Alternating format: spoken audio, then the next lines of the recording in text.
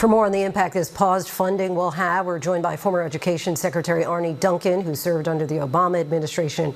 Thank you so much for joining us. First, just want to get your reaction to seeing this funding paused and the timing of this announcement. It's all just devastating for kids, for education, for the country. And just to start where the real news is, it's illegal. This is not President Trump's money. This is money appropriated by Congress.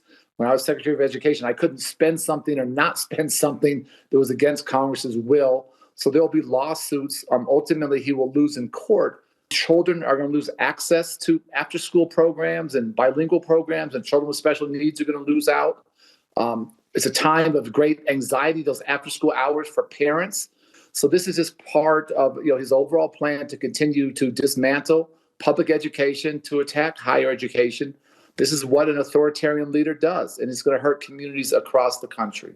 What sort of impact could a pause like this have for states and school districts which normally expect this money? They rely on this money to be available this time of year.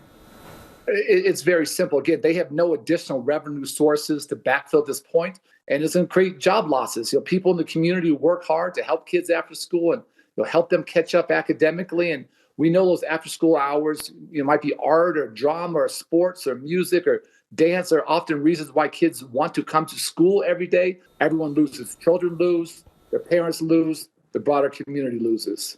Even if these programs do ultimately get this funding, are there any impacts that might be felt simply from this delay? Well, there's no guarantee this funding will come back online. And many schools are starting school very soon. They have summer school now. And for this to be won in the courts and the courts to reverse this, that could take weeks, that could take months. You've mentioned a number of impacts that could be felt, but which programs are you most concerned about possibly not receiving the funds that they need? Well, I'm a huge fan of after-school programs, and we know now children need more time, not less time. We have a reading crisis in this country. We have a chronic absenteeism crisis in this country. We need to give children reasons to be excited about coming to school, get them the additional time they need to catch up. And there's not a single thing, there's not one thing Trump has done since he's become president that helps one more child learn how to read. In fact, quite the opposite. All of these things are designed. Cruelty is the point. We've reported that lawsuits are expected from state attorneys general as well as other parents and education advocates. Is it possible these actions could help get the pause lifted in time for the school year? Yeah, that's a great question, and I don't know the answer. I talked to, I live in Chicago. Our state attorney general, Kwame Raoul, is an amazing leader.